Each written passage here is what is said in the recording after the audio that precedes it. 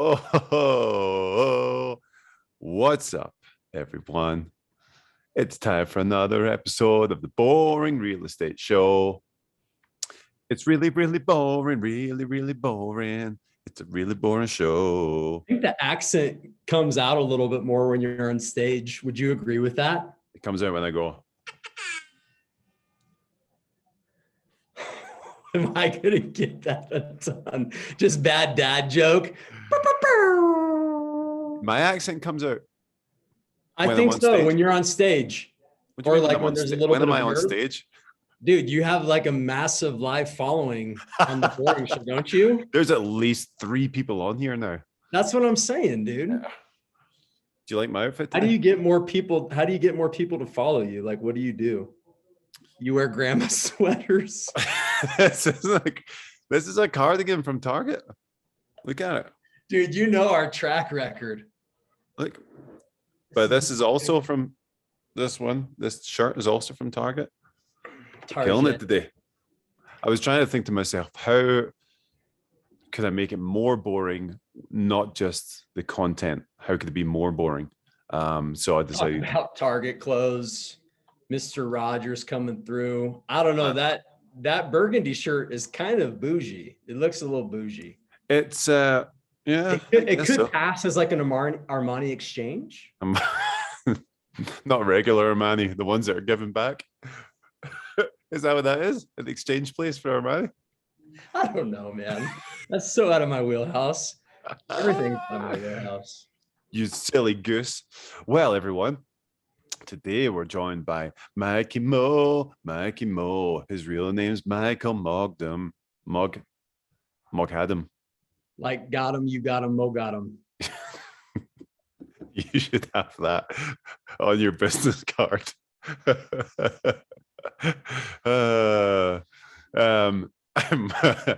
Well, Mikey is a lender.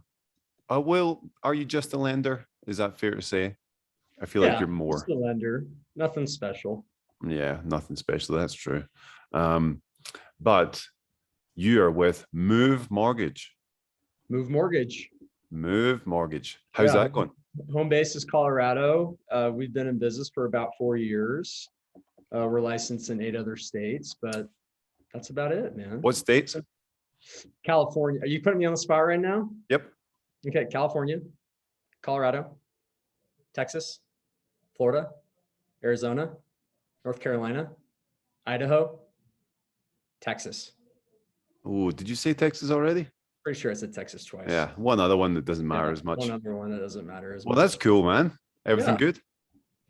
Yeah, everything's good, man. I think more of the boring conversation should be directed towards you, because rates and all that stuff are great, but there's no homes out there. Like, real talk, dude. How difficult is it dealing with some of your clients right now? Dude, and just to throw some data at you, I know you know this, but for January's data for active listings in the Denver metro area, there was 1,100 homes. There was 4,400 roughly in 2019. That's an 84% decrease, dude. And then for attached single family, there was only 744 homes. I think it was you or Gunnar telling me you guys were showing some clients around. Like, your first showing was in Arvada, then your second showing was Westminster. Then you noticed a couple that you saw at the Arvada showing at the Westminster, which makes sense. They're not too far from each other. And then you drove down to Littleton. Same people. And then you Lakewood, and then go up to Parker. It was like you guys saw like everyone seeing the same homes. Dude, I thought they were Russians or something, like following us around. I was like, hey, what's happening over here? Be careful. You gotta be careful with them. Controversy.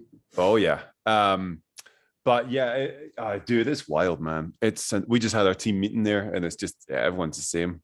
It's like, how's everyone doing? Well, my buyers missed out on this, but it's like, yeah, dude, like it's really tough. We've got some interesting ones now. What are you guys doing outside of waiving everything to help win?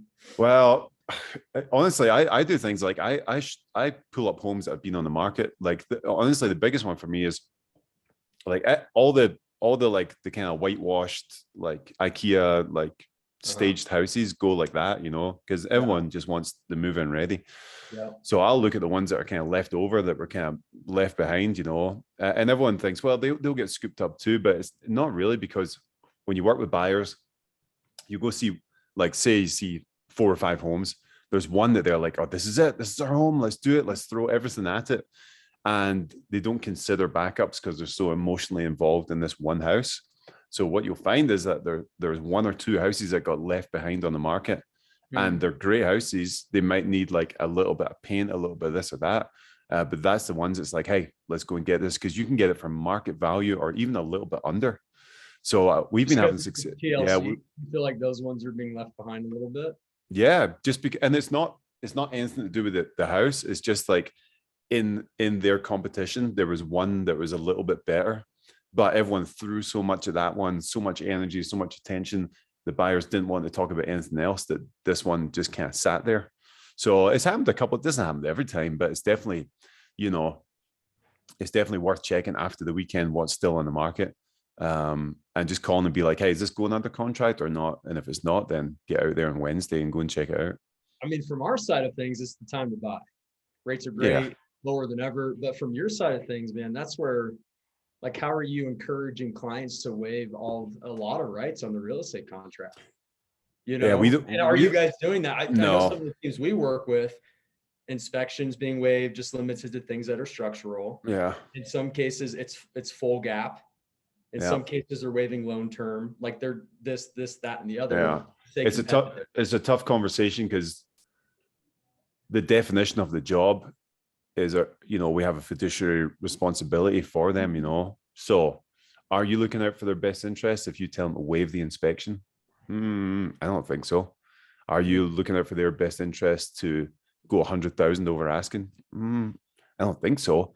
So really, we don't advise them to do those things, but we do lay it out and be like, hey, here's how people are winning offers. Like, this is one way they're doing it. This is one, more like a passive approach. More of a, We're not telling them to do that because we can't, but we are saying it without saying it. Does that make sense? So you're saying there's a chance? Yeah. No, we are like, this is what's happening. Like, we don't advise these things, but if you want to do them, like, we can set it up, you know, and get it done. So yeah, I mean, it kind of sucks, but it is that conversation piece. But yeah, it's hard. Like, we've got a few clients, like, we just got some new clients referred to us, but they're first-time home buyers. Yeah, they're like in the 400s. Ooh, that's competitive range. But you can't even find a home at that price. Like, that's the thing. 400 and it goes for 500 or 600. Yeah. So the advice to those, like, you know, a couple of years ago, 3 years ago, it was like, okay, buy a little house and then we'll move up in 3 to 5 years. Now it's like, buy a condo and then we'll move to a townhome and then we'll move to a single family, you know. So it's just a different conversation. I mean, you know, it's challenging for sure. That's crazy. What's the craziest thing you've seen this year so far? It happened right before it started to get really dicey in October. We had a client who, for whatever reason, it was with an agent I'd never worked with rather, and Keystone, and they ended up covering like a $50,000 gap, something crazy. And that was like the reason why that one's most memorable is because that was the beginning of when things started to really get funky. But I would say not just one instance. The craziest things I'm seeing is what we're talking about. Everyone just waiving pretty much everything to stay competitive, which I get what we have to do to be competitive, you know, to help people get in the home. At the end of the day, that's also your job, is to get them under contract and something they love. Yeah. But it's just such a delicate conversation. So I would say, man, that's the craziest. These are unprecedented times. I don't think anybody's ever seen anything like this. And no lie, dude, I've been talking to real estate agents that have been doing this for a very long time, 15, 20 years, that we have to kind of walk them through what worst case scenarios look like with appraisal gaps and full appraisal gaps, and when they're putting large payments down and what that plays out and why not to be concerned about the gap, this, that, and the other. That's a big part of the conversation. But I think where that was a big part of the conversation originally was, hey, let's offer an appraisal gap. And people are like, dude, 10K? That's a lot. Now it's like, you see, you're laughing. Now it's like full gap. I'm talking 180,000, 50,000. That's crazy. Yeah. But I would say even the more insane thing is seeing kind of the evolution of things like loan term being waived. Yeah. Just crazy sauce, man. But people are doing that to compete with cash offers and all that. So yeah, I tell you what, the most annoying thing for me is some, not all, but a large majority of listing agents are just killing my vibe, like not returning calls. And it's not just that, it's like it's showing true colors. Yeah, dude, it's lazy. So because there's a bunch of them you've missed out and you're like, I didn't get a phone call back. And then 2 days later, they're like, oh yeah, you guys were close. But it's like, well, if we were close, why wouldn't you come back and be like, hey, this is where we are, and try to get the most for your seller instead of being like, oh, here you go, pick one. It's crazy, man. I have 2 stories on that. So Madison Holland and I, we lost an offer. We came in like second or third. We were like 2,500 under 5,000, something ridiculous. Like seriously, we lost to that. But I'll have to grab this lady's name. But this lady was so professional. You can tell she's been doing it for a little while. But she sent Madison and I an audio message saying, hey, Michael, hey, Madison, thank you so much for your guys' offer and representing your buyers like true pros. We unfortunately did not go with you. There was another stronger offer that came in. We had 54 showings, 9 offers. You guys were in the top 2. Yep. I know that's bittersweet, but she took the time. It takes 20 seconds. It takes 20 seconds. It's 20 seconds. And dude, I've been blasting and using her as an example time after time. So forgive me for not remembering her name. But then the other funny story, dude, is what's happening right now is someone put an offer in get ready, guys, get ready. This is a silly one. Last Saturday, I'm partnering with an agent, put an offer in. It was one of their probably top offers. Property was listed at 580. They come in at like 650. Okay. Right.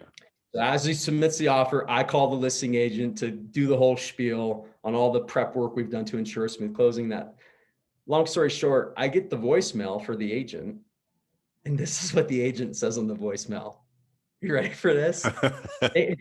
Thank you for calling. It's 1:15 in the afternoon on Saturday. Currently, we have 62 showings.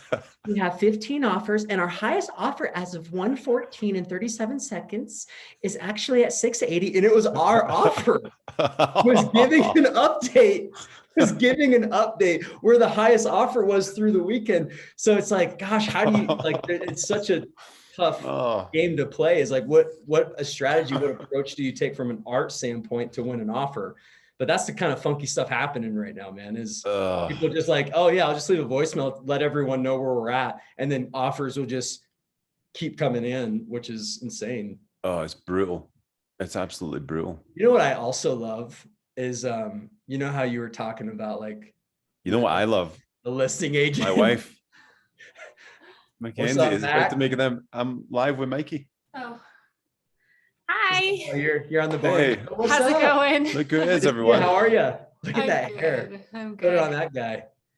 Oh, this guy. What can you say about him? Nothing but great things. How cozy he is right now.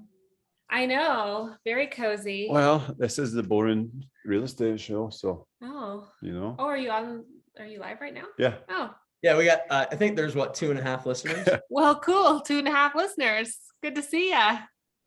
Hold on.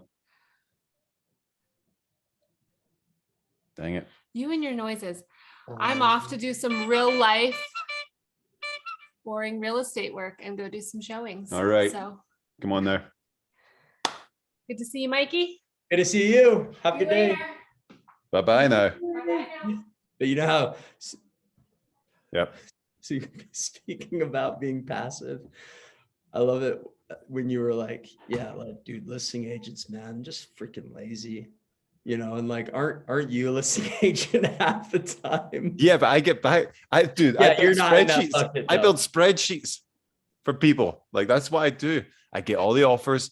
I get them in. I'll pull up a spreadsheet right now to show you guys. I put it all in there, all the data, all the math, what their net's going to be, everything about the offers, any contingencies, what's going on, escalation clauses, what's going on in inspection, what kind of loan is it, how much are they putting down. I have it all dialed into a spreadsheet. Now, how are you playing it from being a listing agent perspective? What is the best way to play it? Like, hey, is it client specific on how you're gonna go into the weekend and come out of the week? Yeah. It's what they're looking for, what they need to get out of it, or whatever. So if it's just we just want the highest, net return, then cool. If it's okay, we need a 60-day rent back, like, then we'll look at the ones with that, So yeah, and that's the thing. It's not always just about the cash that comes out of it. So it all depends. So I'll just put it all together and then put them into maybe a top, it depends on many offers, but top 3, top 5, and then show them ones. Be like, okay, we can go back, we can ask for this, we can do that, and then actually go back to the agents and talk to them and see if they want to do different things. So instead of just being like, the offers here, like, that's it, like, take it or leave it, you go back and you actually work and see what you can work out. That's what this job is supposed to be about. Is like, our job is to figure out, like, how can we get the best thing for our clients. It's not just like, I'm not just taking an order at McDonald's and just putting it into the cheeseburger machine or whatever, you know what I mean? Like, I have to actually negotiate and do work to figure out how I can do the best thing for them. So yeah, it's frustrating. Do you have a lot of listings coming online? We've got some pocket listings. I've got one right now. It's a 2 duplexes on 1 lot downtown. So we got that coming on. We got a townhome in Skyland, and a few more things coming up in the next bit. My team has a ton of listings coming on, so which is really cool. Yeah, I'll try to do some off-market stuff, like under the table. That's it. Get it done. Dude, wheeling and dealing, ducking and diving. So what's your goal, like, with this show? Is it to talk about just anything boring? Yeah, whatever. Or is that just a clever name to pull, like, reverse psychology on people? I don't think I'm clever enough for reverse psychology, but that could have been a reverse psychology move that I just pulled. It wasn't intentional. Maybe subconsciously you did it. Yeah, no, it's more just like jumping on every week and just talking about what's happening, trying to give some kind of value for people who are out there trying to do their thing or whatever. So yeah, it's just this market is so wild right now that anytime I meet anyone that I know, the conversation goes right to real estate.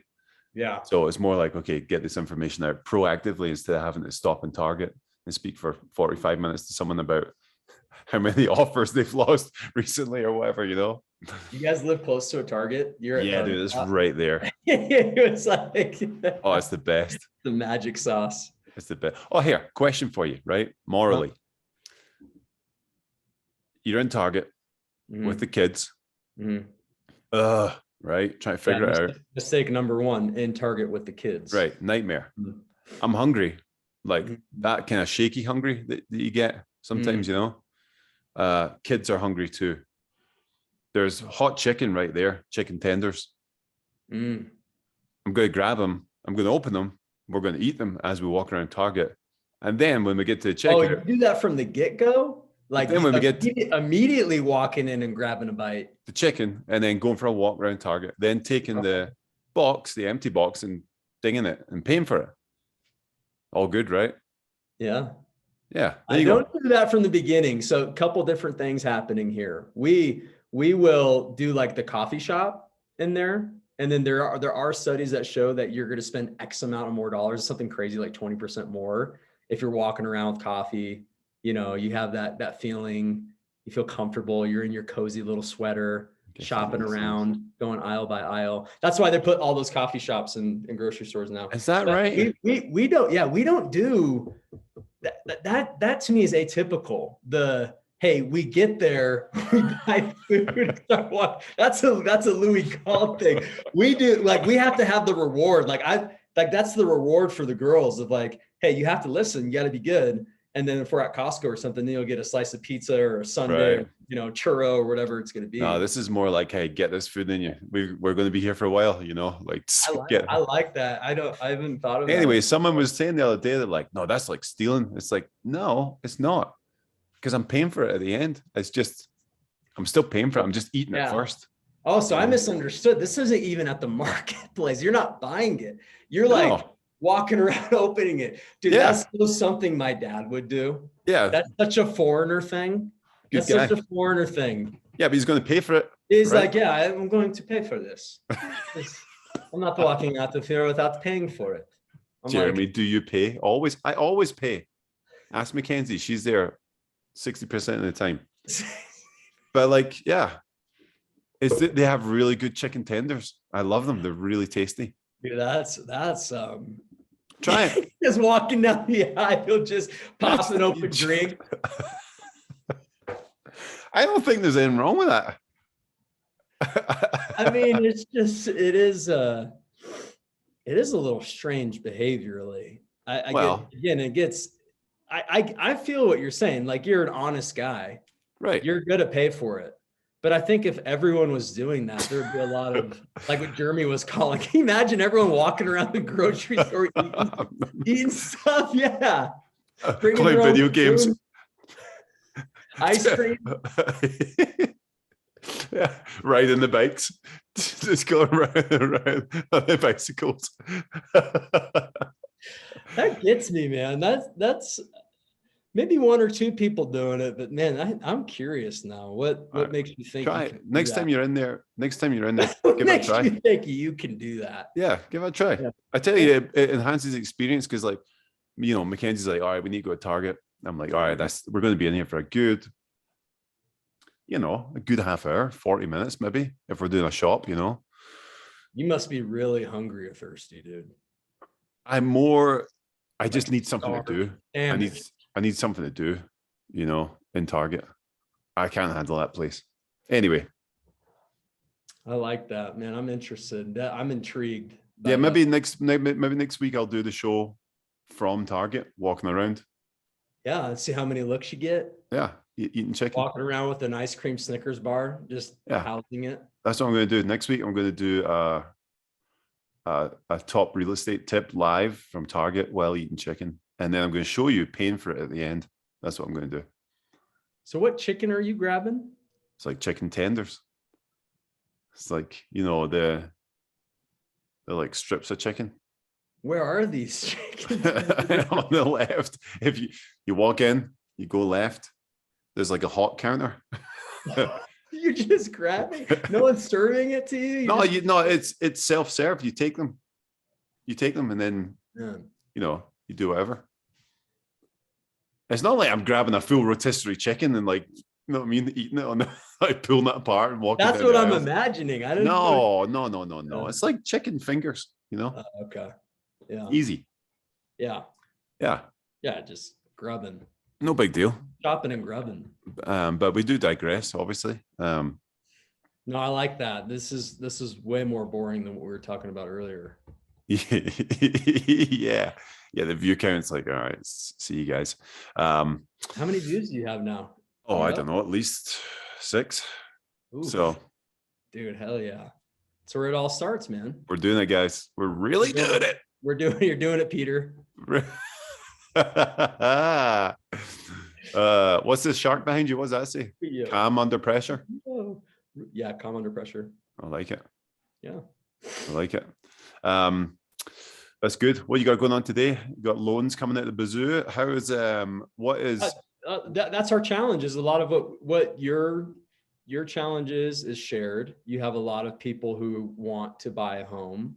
We have a ton of people pre-approved that are having a hard time going under contract. People are, you know, submitting 6, 7, 8 offers, and you're just explaining to people, hey, we're just going to have to go more rounds.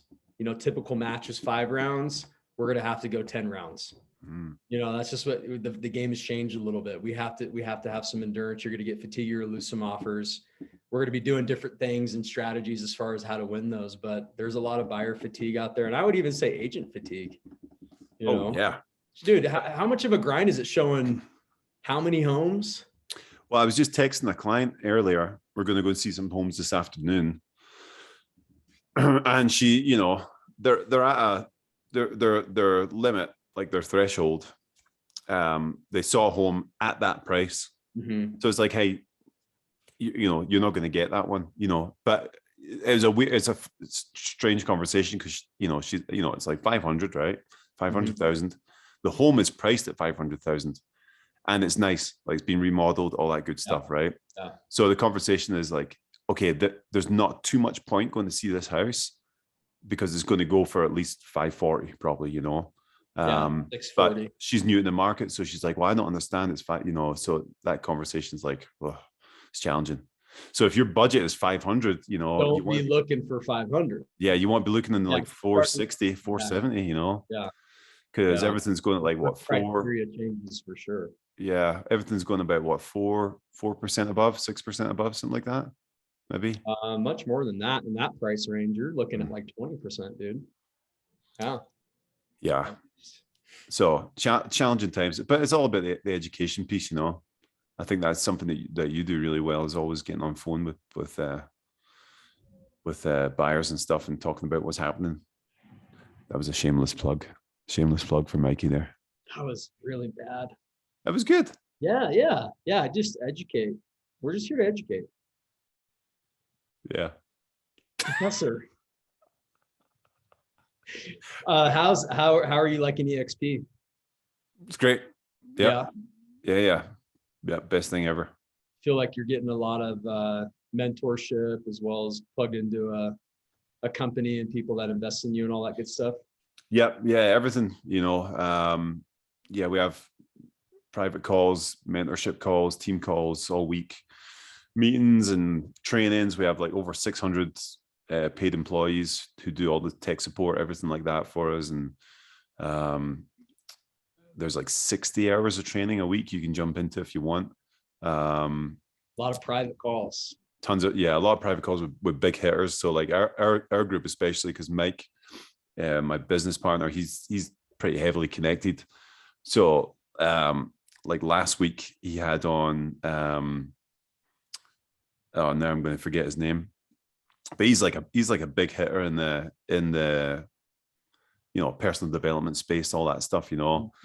Runs like a, you know, multi 7-figure businesses and stuff like that. So he was on just talking to us, and he's a killer.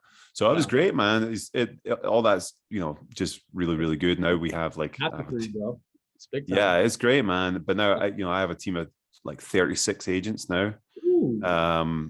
So it's, you know, reciprocating what I'm getting and make sure that the team get that too. That's great. Excited to see where it's at in another year.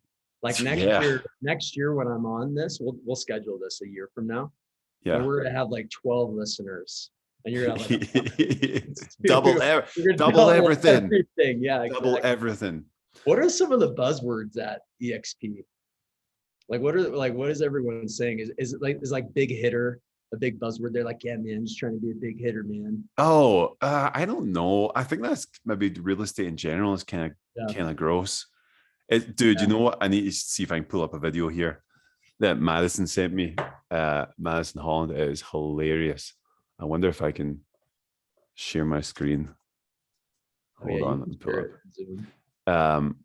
Because it's my a couple of my boys, the Batista twins, who were heavy hitters at Compass and came over to our team. But you know, like their brand is all like Porsches and like, you know, suits and all that stuff. Like they kill it, kill it.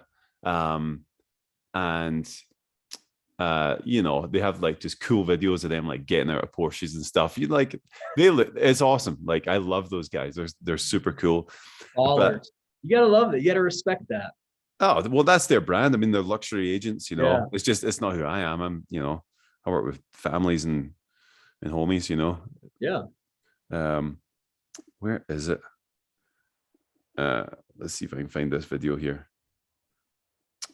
Dang it, I don't think I can. But basically, it's like them. It's like the music's like band, and they're getting out of cars, like close-ups and da-da-da-da-da. And then it cuts to like real life, and it's this like it's this agent getting out like some kind of, what is he getting out? He's getting out like an old beat up like Nissan or something like that, and he's like getting out. He's just like looking around trying to find where he's going and stuff. It's so funny, so funny. That's great, dude. But yeah, I don't know, man. I don't know what the buzzwords are, dude. I'm not cool enough for that. Yeah, you are. You're plugged into the culture, dude. You're EXP for life. You bleed it. Yeah. Look. Oh, Bleeding. look. Yeah, look at that. EXP Wow. real. It's, Is it real life? it's real life. Is it for real? Is it for real estate, or is it like it's getting real? Yeah, it's kind of both, huh? Both. Yeah. All right, I'm gonna wrap this up. It's been a good, like, how long have we been going for? 20 minutes or so. Pretty awesome. It's been good, man. Jeremy, thanks for listening in, man. Thanks for correcting Jeremy. 5 comments from Jeremy. I love it. He just I love it, dude. I love it. My wife's calling me and I'm on this live show. She knows. She's like, it's really bad. You guys really need to. She's like, hey, wrap it up. You guys don't need to do anything ever together again. Ever. Yeah. Wrap it right up. All right. Any final thoughts for? No, man, I appreciate you. I think you're a bad A. And what you said earlier, I believe you're a guy who says things like that, but you really live by it. Your number one focus is your family, and you take care of people and you do the right thing, man. So keep crushing it. Excited to see how you continue to grow it. Thanks for having me on. I appreciate that, buddy. Yeah. How can people get in touch with you if they're looking for loans or questions on the market and like that? They would just hit you up. All right. I love that. Right, bro. Great segue. Great segue. All right, we'll do that. I appreciate you coming on. And we will be back next week with a live show from Target, walking around, eating chicken. Crispy chicken. Holding you to it. You should be holding me to it.